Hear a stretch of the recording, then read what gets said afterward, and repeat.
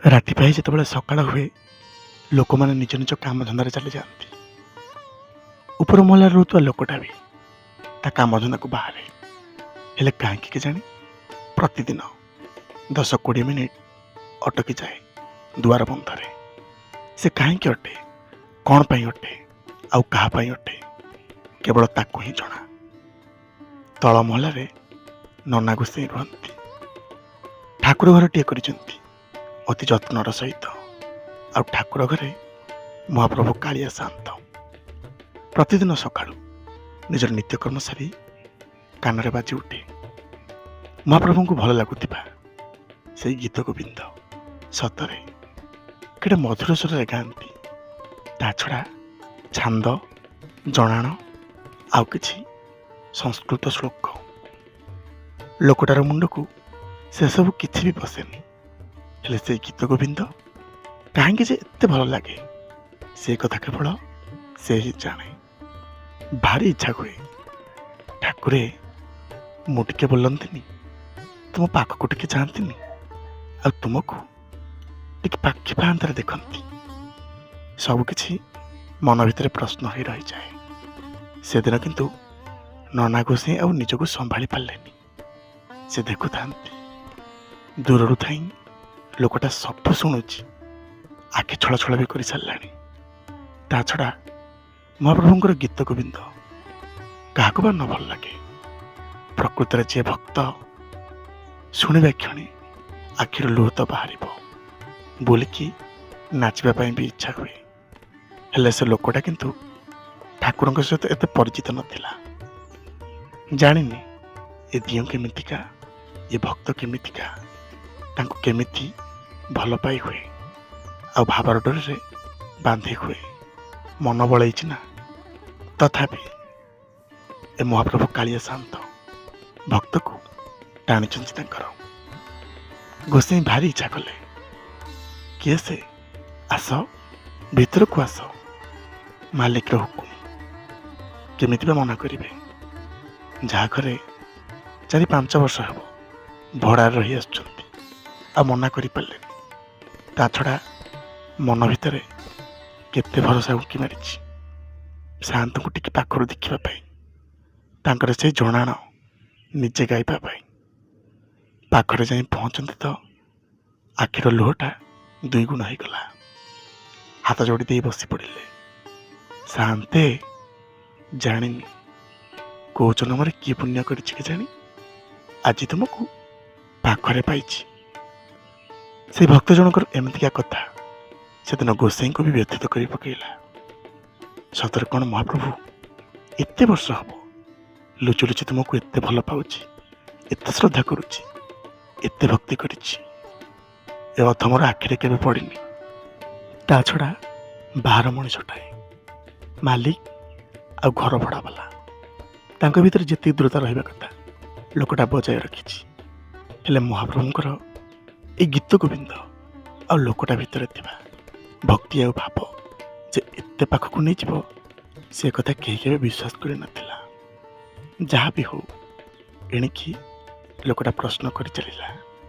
ହଁ, ଦୂରରୁ ଦେଖିଛି, ଲୋକଙ୍କ ମୁଖରୁ ଶୁଣିଛି, ଆଉ ତୁମଠାରୁ 1-2 ଥର ଶୁଣିଛି, ଇଏ ମହାପ୍ରଭୁ କାଳିଆ ଶାନ୍ତ କୋଟି ଓଡ଼ିଆର ମଉଡ଼ମଣି, ବିଶ୍ୱନିୟନ୍ତା ସିଏ। ମହାପ୍ରଭୁ ଜଗତର ନାଥ ଶ୍ରୀ ଜଗନ୍ନାଥ, ପରମ ଦୟାଳୁ ସିଏ। ଭକ୍ତଙ୍କୁ ଭାରି ଭଲ ପାଆନ୍ତି, ଆଉ ମୋର ବି ସୌଭାଗ୍ୟ ତାଙ୍କୁ ଆଜି ମୁଁ ପାଖରେ ପାଇଛି। ଯେତେବେଳେ ଏତକ ଶୁଣନ୍ତି ବ୍ରାହ୍ମଣ ଗୋସାଇଁ ଆହୁରି କହି ପକାଇଲେ, ହଁ, ତାଙ୍କୁ ଯିଏ ଯେମିତି ଡାକିଛି ସେମିତି ପାଇଛି। ଆଚ୍ଛା, ତମେ ବି ଗୀତ ଗୋବିନ୍ଦ ଗାଉନା? କହିବାକୁ ଗଲେ ଲୋକଟାକୁ ଶୁଣିବାକୁ ଭଲ ଲାଗେ। ଗୀତଟା ମନେ ରଖିବା ତା ପକ୍ଷରେ ସହଜ ନଥିଲା। ଲୋକଟା ଟିକେ ଦୋଦୋପାଞ୍ଚ ହେଉଥାଏ। ଗୋସେଇଁ କିନ୍ତୁ ମନେଇ ନେଲେ, ଆଉ କହିଲେ, କିଛି କଥା ନାହିଁ, ମୋ ପାଖକୁ ଆସିବ, 1-2 ଥର ଏ ପାଖରେ ବସି ଶୁଣିବ, ମନେ ରଖିବା ପାଇଁ ଚେଷ୍ଟା କରିବ, ନିହାତି ମନେ ରହିଯିବ। ଥରକରେ ନ ହଉ 2 ଥର, 5 ଥର, 10 ଥର ଚେଷ୍ଟା କରିବ। ମୋ ମନ କହୁଛି ପ୍ରତି ମୋର ଆଗ୍ରହ ଅଛି, ଶ୍ରଦ୍ଧା ଅଛି ଆଉ ଭକ୍ତି ଅଛି, ନିହାତି ମନେ ରହିବ। କାହିଁକି କେଜାଣି କହୁ କହୁ ଭକ୍ତ ଜଣକ ପଚାରିଦେଲା, ତାକୁ ଗାଇଲେ କ'ଣ ହୁଏ? ସେ ଗୀତ କ'ଣ ତାଙ୍କୁ ଭଲ ଲାଗେ? ଗୋସାଇଁ ହସିଲେ। ଆରେ ଗୀତ ଗୋବିନ୍ଦ ଶୁଣିବା ପାଇଁ ମହାପ୍ରଭୁ କାଳିଆ ସାଆନ୍ତ ବାଇଗଣ ବାଡ଼ିକୁ ଯାଇଥିଲେ। ଗୀତ ଗୋବିନ୍ଦ ଗାଇଲେ ଠାକୁରଙ୍କୁ ଭାରି ଭଲ ଲାଗେ। ସେ ଗୀତ ଶୁଣିକିନା ସେ ପଛରେ ଧାଆନ୍ତି। ଏତକ ଜାଣିନା ଲୋକଟା ଆହୁରି ଆଶ୍ଚର୍ଯ୍ୟ ହେଲା। ସତରେ କ'ଣ ମହାପ୍ରଭୁ କାଳିଆ ସାଆନ୍ତ ଏ ଗୀତ ଶୁଣିଲେ ଆସନ୍ତି? ଆହୁରି ମନକୁ ପ୍ରଶ୍ନ କଲା, ମୁଁ କ'ଣ ମନେ ରଖିପାରିବି? ହେଲେ ଅନ୍ତରାତ୍ମାରୁ କେହି ଜଣେ କହି ଉଠିଲା, ହଁ ନିଶ୍ଚୟ ପାରିବୁ। ସେ ପରା ଅଛି। ଯାହା ହଉ ସେଇ ଦିନଠାରୁ କିଛି ଦିନ ପାଇଁ ତାକୁ ସୁଯୋଗ ଟିକେ ମିଳିଲା ମହାପ୍ରଭୁ କାଳିଆ ସାଆନ୍ତଙ୍କର ଗୀତ ଗୋବିନ୍ଦ ଶୁଣିବା ପାଇଁ ଆଉ ମନେ ରଖିବା ପାଇଁ। ଆହୁରି ଗୋଟେ ପ୍ରଶ୍ନ କରିଥିଲା, ଏ ପାଖରେ ଏମିତିକା ସୁନ୍ଦର ବସ୍ତ୍ରଟିଏ କ'ଣ ପାଇଁ ରଖିଛନ୍ତି ଗୋସାଇଁ? ଗୋସାଇଁ କହିଲେ, ଜାଣିଛ ଗୀତ ଗୋବିନ୍ଦ ଗାଇଲେ ମହାପ୍ରଭୁ ଆସନ୍ତି ଆଉ ସେ ବସିବା ପାଇଁ ଏ ଆସ୍ଥାନଟିଏ କରିଛି ସୁନ୍ଦର ପାଟ ବସ୍ତ୍ରରେ। ଏତକ ଶୁଣିଲା ବେଳେ ଲୋକଟାର ମନକୁ ବି ଆସିଲା, ମୁଁ ତ ନିତି ଯାଉଛି ଘୋଡ଼ାଟିଏ ନେଇ ମୋ କାମ ଧନ୍ଦାରେ, ଠାକୁର କୋଉଠି ବସିବେ ଯେ? ଏଇ କଥାଟା ମନ ଭିତରେ ରହିଗଲା କି ମୋର ବି ଯେତେବେଳେ ସମ୍ପୂର୍ଣ୍ଣ ରୂପରେ ଏ ଗୀତ ଗୋବିନ୍ଦ ହେଇଯିବ, ମୁଁ ବି ଗାଇବି, ମୋ କାଳିଆ ମୋ ପାଖକୁ ଆସିବ ଆଉ ତା ପାଇଁ ନା ସୁନ୍ଦର ପାଟ ବସ୍ତ୍ରଟିଏ ମୁଁ ନିଜେ କିଣି ଆଣିବି, ଆସ୍ଥାନଟିଏ ସଜେଇଥିବି, ସେ ସେଇଥିରେ ବସିବେ। ଏତକ କହି ଚାହୁଁ ଚାହୁଁ ଗୀତ ଗୋବିନ୍ଦ ସମ୍ପୂର୍ଣ୍ଣ ରୂପେ ମନେ ରହିଗଲା। ଭାରି ଖୁସି ବି ଲାଗିଲା। ଆହା କେଡ଼େ ମଧୁର ସେ ଗୀତ। ଶୁଣିବା ପାଇଁ ଯେତିକି ଆନନ୍ଦ ଲାଗୁଛି, ଗାଇକି ନାଚିବା ପାଇଁ ଆହୁରି ଇଚ୍ଛା ହେଉଛି। ଚାହୁଁ ଚାହୁଁ ଲୋକଟା ମହାପ୍ରଭୁଙ୍କୁ ମନ ଦେଇ ବସିଲା। ସେ ତ ପ୍ରତିଦିନ ତାର ଘୋଡ଼ାରେ କାମଧନ୍ଦାକୁ ବାହାରିଯାଏ। ଆହୁରି ପଚାରିଲା, ଗୋସାଇଁ କାମଧନ୍ଦାକୁ ଗଲାବେଳେ ମହାପ୍ରଭୁଙ୍କୁ ଡାକି ହେବ କି? ଗୋସାଇଁ ହସି ଦେଇ କହିଲେ, ତାଙ୍କୁ ଡାକିବା ପାଇଁ ସ୍ଥାନ କାଳ ପାତ୍ରର କିଛି ବି ଆବଶ୍ୟକ ନାହିଁ। ଯେଉଁ ମୁହୂର୍ତ୍ତରେ ଯେଉଁ ରୂପରେ ଯେଉଁ ସ୍ଥାନରେ ଡାକିଲେ ସେ ଶୁଣନ୍ତି। ଆଚ୍ଛା ଗୋସାଇଁ, ଏ ଆସ୍ଥାନଟା ମୁଁ ମୋ ଘୋଡ଼ାଠି ରଖିଦେବି, ମୁଁ ବସିକି ଯିବି, ଗୀତ ଗାଇକି ଯିବି, ମୋ ମହାପ୍ରଭୁ ସେଇଥିରେ ବସିକି ଯିବେ, କିଛି କଥା ନାହିଁ, ତୁମକୁ ଯାହା ଠିକ୍ ଲାଗୁଛି ସେୟା କରିପାର। ସେଇଦିନଠାରୁ ସେୟା ହିଁ ହେଲା। ଲୋକଟା ଘୋଡ଼ା ନେଇଯାଏ ଆଉ ଘୋଡ଼ାର ଆଗରେ ଆସ୍ଥାନଟିଏ ବସେଇଦିଏ ତା ମହାପ୍ରଭୁ ବସିବା ପାଇଁ। ଗୀତ ଗୋବିନ୍ଦ ଗାଇ ଗାଇ ଦିନଟା କେତେବେଳେ ଯେ ସରିଯାଏ ସେ କଥା ସେ ବି ଜାଣିପାରେନି। ସାଙ୍ଗସାଥୀମାନେ ପରିହାସ କରିବାକୁ ଲାଗିଲେଣି କି ଲୋକଟା କି ଠାକୁର ପ୍ରେମରେ ପଡ଼ିଲା କେଜାଣି, କାମଧନ୍ଦା ସବୁ ଆବୁଲ ଟାବୁଲ କରୁଛି ଆଉ ମନ ଲାଗୁନି। ଯେଉଁ କାମ ଯେତେବେଳେ କରିବା କଥା ସବୁ ବେତାଳିଆ ହେଇଯାଉଛି। କିନ୍ତୁ ଲୋକଟାର କିଛି ବି ଫରକ ପଡ଼େନି। ଯିଏ ଯାହାକୁ ପଛେ, ମାଲିକ ଗାଳି ଦଉ ପଛେ, ଏପଟେ ବିଶ୍ୱନିୟନ ତାଙ୍କ ହାତ ଧରି ସାରିଛି। ଆଉ ତାର କାହାକୁ ଡର? ଯାହା ବି ହଉ, ଦିନେ ଡାକରା ପଡ଼ିଲା, ତର ଯିବାକୁ ପଡ଼ିବ। ଆଉ ବେଳ ନଥାଏ। ସେଦିନ ବୋଧେ ଭୁଲି ଯାଇଛି। ସେ ଖଣ୍ଡୁଆ ପାଟଟି ଆଉ ସାଙ୍ଗରେ ନେଇନି, ଛାଡ଼ି ଦେଇ ଯାଇଛି, ଏକା ଚାଲି ଯାଇଛି। ସେଦିନ ତାଗିଦ ଥିଲା କି କାମଟାକୁ ମନ ଦେଇ କରିବାକୁ ହବ। ଚାହୁଁ ଚାହୁଁ ବେଳ ବି ବୁଡ଼ି ଆସିଲା। ସାଙ୍ଗସାଥୀମାନେ କିଏ କୁଆଡ଼େ ଚାଲିଗଲେ। ସେତେବେଳକୁ ଯାଇ ମନେ ପଡ଼ିଲା, ଆରେ ମୁଁ ଏ କ'ଣ କରିଛି? ମହାପ୍ରଭୁ ବସିବା ପାଇଁ ଆସ୍ଥାନଟି ଆଣିନି, ଏକା ଚାଲି ଆସିଛି।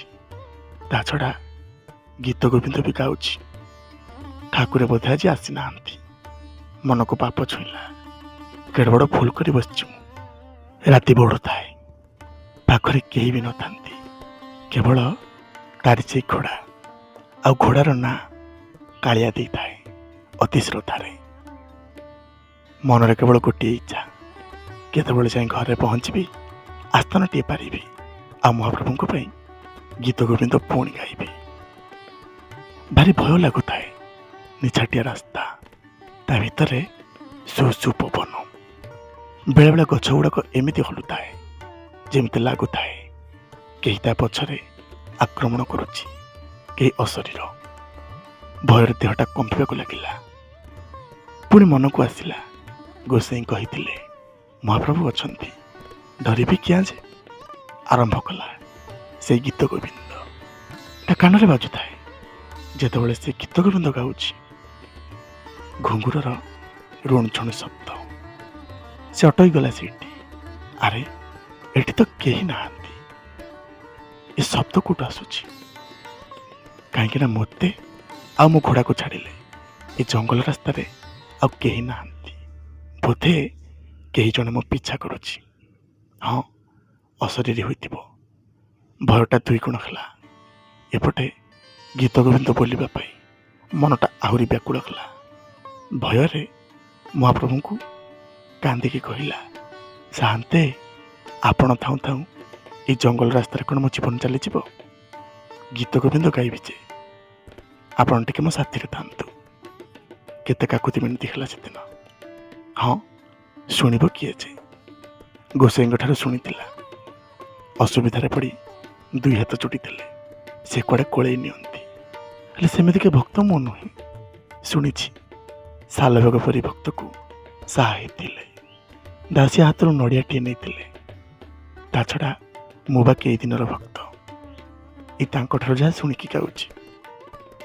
ସେ କିନ୍ତୁ ଜାଣିନଥିଲା କି ମହାପ୍ରଭୁ ଭାବକୁ ଭଲ ପାଆନ୍ତି, ଭକ୍ତକୁ ଭଲ ପାଆନ୍ତି, ତା ଶ୍ରଦ୍ଧାକୁ ଭଲ ପାଆନ୍ତି। ସେ ଯେତିକି ଦିନର ହଉ ପଛେ କିଛି ବି ଫରକ ପଡ଼େନି। କାନ୍ଦି ବୋବେଇ ଆହୁରି ଥରେ ବୋଲିବାକୁ ଲାଗିଲା ସେଇ ଗୀତ ଗୋବିନ୍ଦ। ଠିକ୍ ପୂର୍ବ ପରିକା ପୁଣି ପଛପଟରୁ ସେଇ ଘୁଙ୍ଗୁରର ରୁଣଝୁଣ ଶବ୍ଦ। ଦେହଟା କମ୍ପି ଉଠୁଥାଏ। କିଏ ସେ ଏତେ ରାତିରେ ମୋର ପିଛା କରୁଛି? ଆହୁରି ମନେ କଲା ଘୋଡ଼ାଟାକୁ ତୀବ୍ର ଗତିରେ ନେବା ପାଇଁ। ହୁଏତ ମୋ ଜୀବନଠୁ ଚାଲିଯିବ। ଗୀତ ଗୋବିନ୍ଦ ଆହୁରି ଜୋରରେ ବୋଲିବାକୁ ଲାଗିଲା। ଘୋଡ଼ାର ବେଗ ବି ଜୋରରେ ବଢ଼ାଇଲା। ଆଶ୍ଚର୍ଯ୍ୟର କଥା, ଘୋଡ଼ାଟା ଯେତେ ସ୍ପିଡ଼ରେ ଯାଉଥାଏ, ଘୁଙ୍ଗୁରର ଶବ୍ଦଟା ତାଠାରୁ ଜୋରେ ଶୁଭୁଥାଏ। ଏଣିକି ଛାତିରେ ଛନକା ବସିଲା। ଜଙ୍ଗଲର ଶେଷ ମୁଣ୍ଡ ଅଟକିଗଲା ଘୋଡ଼ାଟି। ଆଗକୁ ଯିବା ପାଇଁ ବୋଧେ କେହି ବିରୋଧ କରୁଥାଏ। ଗୀତ ଗୋବିନ୍ଦ ବି ଧୀରେ ଧୀରେ ସରି ଆସୁଥାଏ। ପଛକୁ ଚାହିଁଦେଲା ବେଳକୁ ଆହା, କେଡ଼େ ସୁନ୍ଦର ପିଲାଟିଏ, କି ଦିବ୍ୟ ମୂରତି। ମୁଣ୍ଡରେ ମୁକୁଟ, ମୟୁରର ଘୋଷା, ହାତରେ ବଂଶୀ, ଆଉ ପାଦରେ ଦୁଇ ଚକା ଘୁଙ୍ଗୁର। ଆଶ୍ଚର୍ଯ୍ୟ ଲାଗୁଥାଏ, ଏତେ ବଡ଼ ଜଙ୍ଗଲରେ ଇଏ ପୁଣି କିଏ? ପୁଣି ଓଠରେ ଖିଲି ଖିଲି ହସ। ଘୋଡ଼ାରୁ ଓହ୍ଲେଇ ପଡ଼ିଲା, ଧାଇଁଗଲା ପାଖକୁ।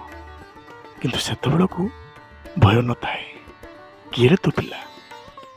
ଏ ଜଙ୍ଗଲ ଭିତରେ କ'ଣ କରୁଛୁ? ହସି ଦେଇ ପିଲାଟି କହିଲା, ମୁଁ ସେଇ ଯାହାକୁ ପ୍ରତିଦିନ ଗୀତ ମାଧ୍ୟମରେ ଡାକୁଛୁ। ମୁଁ ସେଇ ଯାହାକୁ ତୁ ଭଲ ପାଉଛୁ, ଯାହାକୁ ତୁ ଶ୍ରଦ୍ଧା କରୁଛୁ, ଯାହାକୁ ଭକ୍ତି କରୁଛୁ। ତୋତେ ମୁଁ ଭାରି ଭଲ ପାଏ। ଲୋକଟି ଆଶ୍ଚର୍ଯ୍ୟ ହେଲା, କିଏ ସେ ଇଏ? ଏମିତି କ'ଣ ପାଇଁ କହୁଛି? ପିଲାଟି ଆହୁରି କହିଲା, ଆଜି ମୋ ଆସ୍ଥାନଟି ଆଣିନୁ। କୋଉଠି ମୁଁ ବସିଥାନ୍ତି ଯେ, ସେଇଥିପାଇଁ ତୋ ପଛରେ ଧାଇଁବାକୁ ପଡ଼ିଲା। ତୁ ତ ଡରୁଛୁ ନା? ଯେତେବେଳେ ପିଲାଟି ଏତକ କହିଛି, ଲୋକଟାର ଆଖିରୁ ଧାର ଧାର ଲୁହ ବହିଗଲା। ଏଣିକି ସେ ବୁଝିପାରିଥିଲା ସେ ତା ମହାପ୍ରଭୁ କାଳିଆ ଶାନ୍ତ। ପ୍ରଭୁ ଛୋଟ ପିଲାଟିଏ ରୂପରେ ଆସିଛନ୍ତି। ଭକ୍ତକୁ ଏତେ ଭଲ ପାଆନ୍ତି ଯେ ଭକ୍ତର ମୁହଁରୁ ସେ ଗୀତ ଗୋବିନ୍ଦ ଶୁଣିବା ପାଇଁ କି ଜଙ୍ଗଲ ରାସ୍ତା କିଛି ବି ମାନିଲେନି। କିନ୍ତୁ ସେତେବେଳକୁ ନା ତାଙ୍କର ଖଣ୍ଡୁଆ ପାଟ ଥିଲା, ନା ପାଦରେ କଠଉ। ଖାଲି ପାଦରେ ଧାଇଁଛନ୍ତି। କେଶ ଗୁଡ଼ାକ ସବୁ ଅଡ଼ୁଆ ମଡ଼ୁଆ ହେଇଯାଇଛି। କହିବାକୁ ଗଲେ ପିନ୍ଧିଥିବା ଅଳଙ୍କାର ସବୁ ଛିଣ୍ଡି ଯାଇଛି। ହାତରେ ବଂଶୀଟାଏ ଅଛି, ଆଉ ମୁହଁରେ ହସ। ଭକ୍ତ ସେଦିନ କାନ୍ଦି ଉଠିଲା, ଠାକୁର ବିଶ୍ୱାସ କରି ଟିକେ ଭଲ ପାଇ ବସିଥିଲି। ଆଜି ମୋରି ପାଇଁ ତୁମକୁ ଚାଲିବାକୁ ପଡ଼ିଲା, ଏ ଜଙ୍ଗଲ ରାସ୍ତାରେ ଦୌଡ଼ିବାକୁ ପଡ଼ିଲା। ମୋ ଅଧମ ଚିହ୍ନି ପାରିଲିନି, ଭୟ କରି ବସିଲି। କ୍ଷମା କରିବେ ମୋତେ।